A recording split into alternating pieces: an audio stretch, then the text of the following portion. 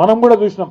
NT Ramarao గారిని చూసినాం, తర్వాత చంద్రబాబు నాయుడు గారిని చూసినాం, ఆ తర్వాత రాజశేఖర్ రెడ్డి గారు, రోషయ్య గారు, కిరణ్ కుమార్ రెడ్డి గారు, ఆ తర్వాత కేసీఆర్ గారిని, ఒక 6-7 ముఖ్యమంత్రుల్ని నేను కూడా నా కళ్ళతో చూసినా. కానీ ఇట్లాంటి ముఖ్యమంత్రిని మాత్రం నేను జీవితంలో చూడలే. ఏం మాటలు అవి, ఎంత వెకిలి వేషాలు. ఎవరైనా ఒక్కసారి ఆలోచన చేయండి. ఏమయ్యా ముఖ్యమంత్రి గారు, 4,000 రూపాయల పెన్షన్ ఏమైందంటే ఏమంటాడు, నీ గుడ్లు వీకి గోటీలు ఆడతా.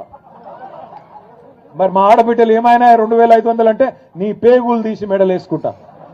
ఏమైందా ముఖ్యమంత్రి, అమలు చేస్తలేవు 6 గ్యారంటీలు అంటే నన్ను ఢిల్లీకి పోతే చెప్పులు ఎత్తుకపోతానేమని దొంగ లెక్క చూస్తున్నారు. ఇక ఈయన మన ముఖ్యమంత్రి, మన కర్మానికి. లంకె బిందెలు ఉంటాయనుకొని సెక్రటేరియట్కి వచ్చిందంట, లంకె బిందెలు ఉంటాయనుకొని సెక్రటేరియట్కి వచ్చిందంట. వెనకటికి ఎవడో ముఖం బాగాలేకపోతే అద్దం బల్ల కొట్టిందంట. గట్లున్నది ఈయన కథ. ఎందుకు చెప్తున్నా ఈ మాట అంటే, ఒకటే దొంగ ప్రచారం నేర్చుకున్నారు కాంగ్రెస్ వాళ్ళంతా. కిందికేంచి మీద దాకా ఊళ్ళల్లో మొదలు పెడితే కాంగ్రెస్ వాడు ముఖ్యమంత్రి దాకా ఒకటే ప్రచారం. కేసీఆర్ అప్పులపాలు చేసిపోయింది, అప్పులపాలు చేసిపోయింది.